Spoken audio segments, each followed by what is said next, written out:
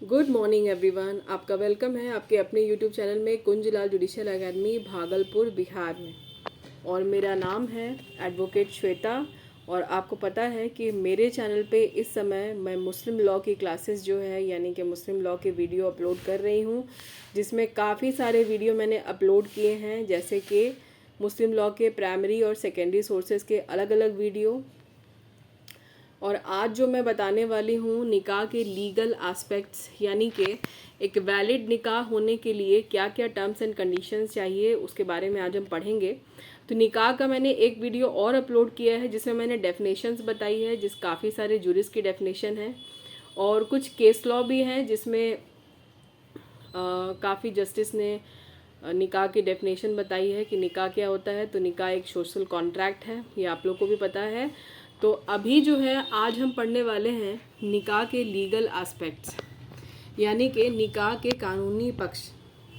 अब आइए हम एक एक करके देखते हैं कि निकाह के जो लीगल एस्पेक्ट्स हैं वो सबसे पहली जो आपके पास कंडीशन है वो क्या है। तो सबसे पहले मैं आपको ये बता देती हूँ कि आप थोड़ा सा समय लेके वीडियो सुनिएगा, क्योंकि आज का वीडियो जो है थोड़ा सा बड़ा होगा, जैसे कि 5 मिनट से ज़्यादा का होगा, क्योंकि आज मेरे पास पॉइंट है कम से कम 8 पॉइंट है डिस्कस करने के लिए। हालांकि ये सारे पॉइंट्स आप लिख लें, नोट कर लें, लेकिन इन सबको समझाना पड़ेगा, तो आज हम थोड़ा सा समय लेंगे। और आप भी वीडियो को जब सुनिएगा तो थोड़ा सा समय लेके सुनिएगा। तो सबसे पहले आता है कॉम्पिटेंसी ऑफ पार्टीज़। तो जब भी आप कोई कॉन्ट्रैक्ट करते हैं तो उसमें पक्षकारों की सक्षमता जो है वो बहुत इंपॉर्टेंट होती है, क्योंकि निकाह भी एक सोशल कॉन्ट्रैक्ट ही है। तो कॉन्ट्रैक्ट में सबसे पहली जो ज़रूरी चीज़ है, वैसे तो ऑफ़र एक्सेप्टेंस है, लेकिन यहाँ पर जो है निकाह के लिए, क्योंकि निकाह भी एक कॉन्ट्रैक्ट है, सोशल कॉन्ट्रैक्ट है, तो कॉम्पिटेंसी ऑफ पार्टीज़ जो है वो बहुत ज़रूरी है। तो पक्षकार जो होते हैं वो निकाह के लिए सक्षम होने चाहिए। अब सक्षमता कैसी? सक्षमता से मेरा मतलब है कि वो अवयस्क नहीं होने चाहिए, यानी कि माइनर नहीं होने चाहिए, और विकृत चित्त मतलब अनसाउंड माइंड नहीं होने चाहिए, क्योंकि अगर कोई वयस्क नहीं है तो शादी का कोई मतलब नहीं बनता। ये हम मुस्लिम लॉ की बात कर रहे हैं, हम हिंदू लॉ की बात नहीं कर रहे हैं। तो एज ऑफ मेजॉरिटी जो है यहाँ पर आपको पता है कि 15 ईयर्स है, तो उसी हिसाब से जिसकी शादी हो रही है वो दोनों पक्षकार जो हैं कम्पिटेंट होने चाहिए, यानी कि बालिग होने चाहिए मुस्लिम लॉ के हिसाब से, शरीयत के हिसाब से, ताकि वो मैरिज कर सकें। और दूसरा मैंने बताया कि विकृत चित्त मतलब अनसाउंड माइंड नहीं होने चाहिए, मतलब साउंड माइंड होने चाहिए, यानी कि जो भी निर्णय वो ले रहे हैं उसका उन पर क्या प्रभाव पड़ेगा उसकी जानकारी उन्हें पहले से होनी चाहिए। अब लेकिन आप देखिएगा तो यहाँ पर आपको एक अपवाद भी मौजूद दिखाई देगा। अपवाद में ये है कि अगर पार्टी कम्पिटेंट नहीं है, यानी पार्टीज़ कम्पिटेंट नहीं है, यानी जो निकाह के जो पक्षकार हैं वो दोनों में से कोई एक कम्पिटेंट नहीं है, या दोनों ही कम्पिटेंट नहीं है, यानी बालिग नहीं है, 15 साल से नीचे के हैं, तो उनके जो गार्जियन हैं, उनके जो अभिभावक हैं, वो स्वीकृति दे सकते हैं निकाह के लिए। जैसे कि उनके फादर या फिर उनके दादा, बस इन्हीं दोनों को राइट है यहाँ पे मुस्लिम लॉ में कि अगर कोई बच्चा यानी 15 साल से कम उम्र का लड़का या फिर लड़की निकाह कर रहे हैं, कि निकाह होने जा रहा है, तो उनके जो अभिभावक हैं वो निकाह की स्वीकृति यानी एक्सेप्टेंस दे सकते हैं उनके बिहाफ में। तो यहाँ पर एक चीज़ जो है ये नई बताई गई है कि होनी ही चाहिए। अगर आप कम्पिटेंट नहीं हैं तो आपके गार्जियन दे सकते हैं एक्सेप्टेंस, लेकिन हिंदू लॉ में ऐसा नहीं है। तो ये था पहला पॉइंट, कॉम्पिटेंसी ऑफ पार्टीज़ यानी पक्षकारों की सक्षमता। उम्मीद है कि आपको समझ में आ गया होगा। दूसरा हम देखेंगे ऑफर एंड एक्सेप्टेंस। ये भी आप लोग को पता है कि एक वैलिड कॉन्ट्रैक्ट के लिए ऑफर एक्सेप्टेंस भी चाहिए, यानी एक पार्टी जो है, एक पक्षकार प्रस्ताव करेगा और दूसरा उसे एक्सेप्ट करेगा यानी स्वीकृति देगा। तो यहाँ पर जो प्रस्ताव करने वाला जो पक्षकार है वो जो प्रस्ताव करता है तो उसे इजाब कहते हैं, और जो भी व्यक्ति उसको एक्सेप्ट यानी स्वीकृति दे रहा है उसको कबूल कहते हैं। तो इजाब और कबूल, ऑफर और एक्सेप्टेंस। यहाँ पर एक और भी इम्पॉर्टेंट बात आपको देखनी चाहिए कि ये जो ऑफर और एक्सेप्टेंस यानी इजाब और कबूल वाला जो प्रोसेस चल रहा है निकाह के टाइम पे, उसमें जो है करार स्पष्ट होना चाहिए, यानी कि जो भी ऑफ़र आया है जिस भी तरीके का है निकाह में, वो बिल्कुल क्लियर होना चाहिए। ये आपके कॉन्ट्रैक्ट के लिए भी चाहिए, तो वैसे भी ये कॉन्ट्रैक्ट ही है, ये मैरिज मतलब निकाह। तो करार जो है वो स्पष्ट होना चाहिए। और ये भी आप लोग देखेंगे कि वो जो करार और एक्सेप्टेंस यानी ऑफ़र एक्सेप्टेंस ईजाब और कबूल वाला जो प्रोसेस हो रहा है वो एक ही बैठक में होना चाहिए, एक ही टाइम पर। जिस समय पे निकाह हो रहा है उस समय पर सारे प्रोसेस को आपको कंप्लीट कर लेना है। यानी कि ऐसा नहीं है कि हम यहाँ पर आज ईजब कर रहे हैं और उसका जो कबूलनामा है वो आपको किसी और बैठक में किसी और दिन मिल रहा है। तो फिर आप लोग ध्यान रखिएगा, ये ऑफ़र और एक्सेप्टेंस जो है एक ही बैठक में यानी सेम टाइम पे ऑफ़र एक्सेप्टेंस निकाह के लिए होना चाहिए। ऑफ़र आज हो रहा है और एक्सेप्टेंस अब 10 दिन के बाद, महीने भर के बाद कहीं और दिया जाएगा, ऐसी बात नहीं है। एक ही बैठक, एक ही टाइम पे, एक ही सिचुएशन पे आपको ये दोनों चीज़ कंप्लीट करनी है।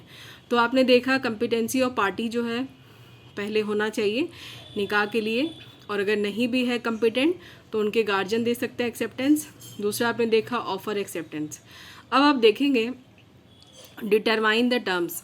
अब यहाँ पर पक्षकारों की सक्षमता, प्रस्ताव स्वीकृति और उसके बाद शर्तों का निर्धारण भी बहुत इंपॉर्टेंट है। अब चूंकि ये एक कॉन्ट्रैक्ट है तो यहाँ पर टर्म्स और कंडीशंस तो होंगी ही होंगी। तो जैसे आप संविदा करते हैं और संविदा करते समय हमें टर्म्स यानी कंडीशंस जो होती हैं, शर्त, उनका निर्धारण पहले ही कर लेना चाहिए। वैसे ही निकाह वाले मैटर में भी है, निकाह पे भी ऐसा ही है कि निकाह करने के लिए जो दोनों पक्षकार हैं अगर उन्हें कोई शर्त रखनी है निकाह के को लेकर के, तो वो अपने दाम्पत्य जीवन को आगे बढ़ाने के लिए अगर कोई टर्म्स हैं, कोई कंडीशंस हैं, कोई शर्त हैं, तो वो एक दूसरे के सामने रख सकते हैं और इसमें कोई ऐसी बड़ी बात नहीं है। चौथा है recession of contract and divorce. अब इसका हिंदी यहाँ पे लिखा है मैंने कि संविदा का विखंडन और विवाह विच्छेद। एक बार और देख लीजिए, शायद दिखा ना आपको अंधेरे में। Recession of contract and divorce यानी संविदा का विखंडन और विवाह विच्छेद। ये भी एक लीगल एस्पेक्ट है, बहुत इम्पॉर्टेंट। अब जैसे कि आप लोग जानते हैं कि जब भी संविदा की शर्तों का पालन नहीं होता है तो पक्षकार जो है संविदा का विखंडन कर सकते हैं, संविदा को ख़त्म कर सकते हैं, संविदा को तोड़ सकते हैं, यानी ब्रीच ऑफ कॉन्ट्रैक्ट हो जाता है। वैसे ही यहाँ पर भी है कि अगर दोनों में से कोई एक पक्षकार जिन्होंने भी शर्त रखी है या दोनों ने एक दूसरे के लिए शर्त रखी एक दूसरे के प्रति, और वो जो शर्त है निकाह के बाद पूरी नहीं होती है, यानी दोनों पक्षकार एक दूसरे की शर्त पूरी नहीं कर पाते हैं, तो जैसे आप संविदा का विखंडन करते हैं वैसे ही आप यहाँ पर जो निकाह वाली संविदा हुई है उसको तोड़ सकते हैं, या फिर आप जो है विवाह विच्छेद, डाइवोर्स यानी तलाक भी ले सकते हैं। तो यहाँ पर ठीक वैसे ही है जैसे कि आप संविदा के मामले में करते हैं, वैसे ही यहाँ पे आप निकाह में भी करेंगे कि जैसे शर्तों का पालन नहीं होगा वैसे ही संविदा का विखंडन हो जाएगा या फिर शादी ही ख़त्म हो जाएगी, यानी निकाह ही ख़त्म हो जाएगा, यानी कि तलाक। उसके बाद है 5वां point, rights and duties of the parties in case of breach of contract. ध्यान दीजिएगा, यहाँ पे पक्षकारों के जो है अधिकार कर्तव्य की बात हो रही है। जब संविदा भंग हो जाता है और संविदा भंग के मामले में पक्षकारों के अधिकार और कर्तव्य क्या होते हैं, हम अब इसके बारे में समझेंगे। अब आप संविदा के मामले में कॉन्ट्रैक्ट एक्ट में आपने पढ़ा होगा कि जब संविदा विखंडित हो जाती है यानी ब्रीच ऑफ कॉन्ट्रैक्ट हो जाता है तो दोनों पार्टी का एक दूसरे के प्रति क्या कर्तव्य होता है, क्या लायबिलिटीज़ होती है। जैसे कि आप एग्जाम्पल ले लीजिए, लायबिलिटीज़ में आप जैसे संविदा का एग्जाम्पल लें कि अगर किसी पक्षकार ने थोड़ा सा कुछ फ़ायदा उठा लिया है या कुछ पैसे एडवांस ले लिए हैं तो वो आपको वापस करने होंगे। या फिर एक और एग्जांपल लीजिए कि कॉन्ट्रैक्ट के टूटने से जो किसी पार्टी को अगर कुछ नुकसान हुआ है तो जिस पार्टी की वजह से नुकसान हो रहा है उसी को भरपाई करनी होगी। तो ये रही कॉन्ट्रैक्ट की बात। तो वैसे ही यहाँ पर निकाह में भी है कि अगर निकाह ख़त्म होता है यानी तलाक होता है तो आपके जो भी राइट्स एंड ड्यूटीज़ बनती, जैसे कि मान लीजिए जो मेहर होता है। अब जो यहाँ पर मैं मेहर की बात कर रही हूँ तो एक सवाल यहाँ पे और आता है कि मेहर जो है दो तरह की होती है, एक प्रॉम्प्ट मेहर यानी प्रॉम्प्ट डॉर और दूसरा होता है डेफर्ड डॉर। यानी प्रॉम्प्ट वाला जो होता है वो मुअज्जल मेहर होता है, और उसके बाद जो डेफर्ड वाला जो मैंने बोला वो स्थगित मेहर होती है। अब यहाँ पर मान लीजिए कि किसी पक्षकार का जो है निकाह हुआ, पक्षकारों का मतलब आपस में निकाह हुआ, उसमें जो लड़का पक्ष है यानी वर पक्ष ने ये वधू पक्ष से ये वादा किया कि वो जो है मेहर जो है वो मुअज्जल मेहर देना चाहता है, यानी डेफर्ड डॉर, जिसमें वो अभी नहीं वो मेहर की रकम दे के बाद में देना चाहता है, और बाद में किसी भी समय, जैसे कि अगर आपका निकाह टूटता है किसी भी कंडीशन पे, तो आपको वो मेहर जो है कि रकम अदा कर दी जाएगी। तो वैसे ही यहाँ पर अगर संविदा टूटती है यानी शादी टूटती है, निकाह अगर ख़त्म होता है, तलाक होता है, तो वो जो स्थगित मेहर थी यानी मुअज्जल मेहर जिसको डेफर्ड डॉर कहते हैं, वो जो है यहाँ पर अदा की जाएगी। तो ये जो है उस पार्टी की ड्यूटी बनती है जिसने ये वादा किया था कि वो मुअज्जल मेहर नहीं देके मुवज्जल मेहर देगा, यानी बोलने में थोड़ा सा दिक्कत हो रही, प्रॉम्प्ट डॉर और डेफर्ड डॉर। तो यहाँ पर अगर वादा किया जाता है कि डेफर्ड डॉर है यानी कि मुवज्जल मेहर जिसको कहते हैं, जो कि बाद में अदा की जाती है रकम, वो यहाँ पर देनी पड़ जाएगी जैसे ही आपका निकाह ख़त्म होता है। इसके बाद आप देखेंगे नेसेसिटी ऑफ कंसिडरेशन, यानी प्रतिफल की अनिवार्यता बहुत ज़रूरी है। आप जानते हैं कि जब भी किसी संविदा में प्रतिफल का अभाव रहता है तो वो संविदा शून्य होती है। वैसे ही यहाँ पर कि निकाह वाली जो संविदा हुई है यानी कॉन्ट्रैक्ट आपका वॉइड हो जाएगा अगर कंसिडरेशन नहीं हो।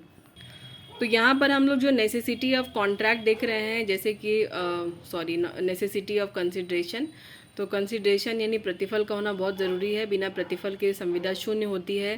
तो इसका एग्जाम्पल अगर आप निकाह में लें तो निकाह में बिना मेहर के आपकी संविदा शून्य हो जाएगी, यानी बिना मेहर के आपका निकाह ही नहीं माना जाएगा, मतलब वैलिड ही नहीं होगा। तो इसका एक केस मैंने यहाँ पे लिख रखा है, सबरुन्निसा वर्सेस सब्दू शेख का केस है, और ये केस है 1934 का। आप नोट कर लीजिएगा, सबरुन्निसा वर्सेस सब्दू शेख का केस है, जिसमें इसी के बारे में चर्चा की गई नेसेसिटी ऑफ कंसिडरेशन की कि क्या होता है ये। तो इसमें जो जस्टिस मित्तर थे, यहाँ पे इतनी जगह नहीं थी इसलिए मैं इस केस का फैक्ट नहीं लिख पाई, तो वो मैं आपको बोल के बता रही हूँ, आप नोट कर लीजिएगा। इसमें जो जस्टिस मित्तर थे, न्यायमूर्ति श्री मित्तर ने कहा था कि मुस्लिम विधि में विवाह एक सिविल संविदा है और विक्रय की संविदा की जैसी ही है, यानी जो सेल वाला जो कॉन्ट्रैक्ट होता है वो उसी तरीके की है। विक्रय मूल्य के बदले में संपत्ति का अंतरण होता है, यानी कि जब आप लड़की लेते हैं एक तरीके से अगर आप समझिए तो आपको लड़की के लिए उसकी कीमत भी अदा करनी पड़ती है। ये मैं नहीं बोल रही, जस्टिस मित्तर का स्टेटमेंट है, वो मैं आपको वीडियो के एंड में कोशिश करूँगी कि थोड़ा सा जगह बना के उसका स्टेटमेंट लिख दूँ। तो न्यायमूर्ति जस्टिस मित्तर ने यही कहा कि ये जो संविदा होती है मुस्लिम विधि यानी निकाह जो है वो एक सिविल संविदा है और एक तरीके से सेल के जैसा कॉन्ट्रैक्ट है।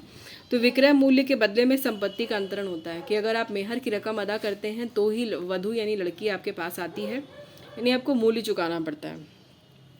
और विवाह की संविदा में पत्नी संपत्ति और मेहर उसका मूल्य है। विवाह की संविदा में पत्नी क्या होती है? संपत्ति, और मेहर होता है जो कि उसका मूल्य होता है, यानी कि आप रकम अदा करेंगे तो ही आपको कोई चीज़ मिलेगी। यहाँ पर भी वैसा ही है, क्योंकि ये निकाह जो है एक सोशल कॉन्ट्रैक्ट है। ये मैं आपको अभी कुछ वीडियो के एंड के पहले मैं इसका लिख दूंगी आपको, या फिर मेरे बुक में जो है उसका मैं वीडियो बना के आपको दिखा दूंगी, वो ज़्यादा बेहतर रहेगा। चलिए नेक्स्ट पॉइंट पे चलते, 7 नंबर, राइट टू कॉन्ट्रैक्ट, संविदा करने का अधिकार।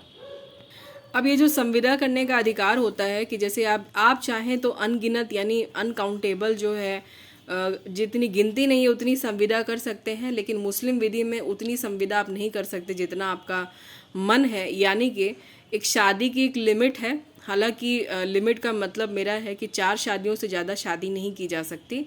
तो आपकी जो लिमिट है कॉन्ट्रैक्ट करने की वो 4 ही है कि 4 से ज़्यादा आप कॉन्ट्रैक्ट यानी निकाह का जो कॉन्ट्रैक्ट है वो नहीं कर सकते, यानी 4 औरतें, 4 शादियाँ और 4 कॉन्ट्रैक्ट, ये एक लिमिट है।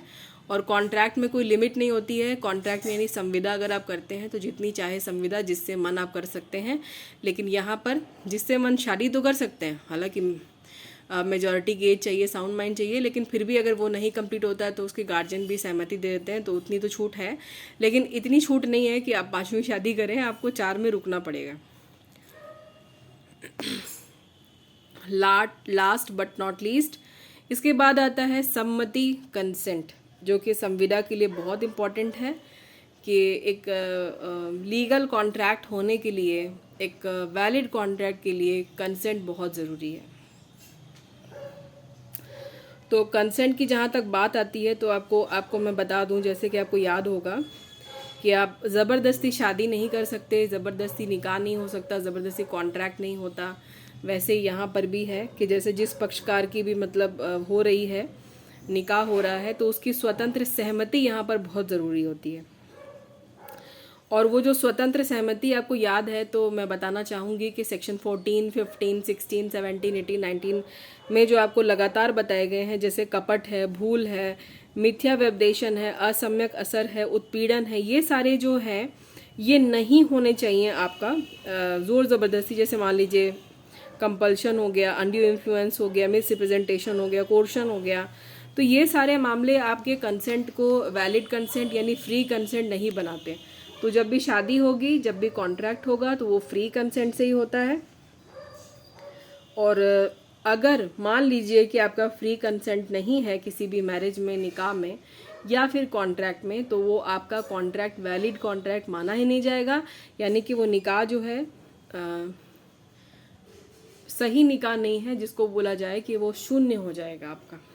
चलिए अब मैं आपको वीडियो के एंड में वो सबरुन्निसा वर्सेस अब्दू शेख का केस का जस्टिस का स्टेटमेंट दिखा देती हूँ, आप उसको नोट कर लीजिएगा। जो कि आपको नोट करना है नेसेसिटी ऑफ कंसिडरेशन के साथ में है वो। ये देखिए यहाँ पे आपको केस और उसका स्टेटमेंट दिख रहा होगा, सबरुन्निसा वर्सेस अब्दू शेख का, जो कि वहाँ पे थोड़ा सा स्पेस नहीं होने की वजह से मैंने नहीं वहाँ पे लिखा, तो कोई दिक्कत नहीं है, आप यहाँ से भी नोट डाउन कर सकते हैं, बट नोट ज़रूर कीजिएगा, ये कंसिडरेशन वाले पॉइंट के साथ में आपको लिखना है। तो उम्मीद है कि आपने देख लिया होगा, अच्छे से समझ लिया होगा, नोट कर लिया होगा। और अब मैं यही कहना चाहूँगी वीडियो के एंड में कि आज का वीडियो आपको पसंद आया है, समझ में आया है, तो लाइक करना मत भूलिएगा, कंजूसी मत करिएगा, इतनी कंजूसी भी अच्छी नहीं होती है। और अगर अभी तक आप सब्सक्राइबर नहीं बने हैं तो यार प्लीज़ बन के देखिए, शायद आपको कुछ फ़ायदा हो, लेकिन नहीं फ़ायदा हो तो मत बनिएगा। बहुत सारे वीडियो पड़े हैं यूट्यूब पर समझाने के लिए, अगर आपको उनसे मिलता है तो आप वहाँ भी देखिए, ज़रूर देखिए, लेकिन कोशिश कीजिए कि आप सब्सक्राइबर बनिएगा तो शायद आपको कुछ फ़ायदा हो। अपने बाकी फ्रेंड्स में भी शेयर कीजिए और देखते रहिए वीडियो को, ध्यान से सुनिएगा। तब तक के लिए मन लगा के पढ़िएगा, अपना ख्याल रखिएगा। मिलते हैं जल्दी नेक्स्ट वीडियो के साथ में। गुड बाय, टेक केयर, खुद भी खुश रहिए, दूसरों को भी रहने दीजिए, और बाय बाय।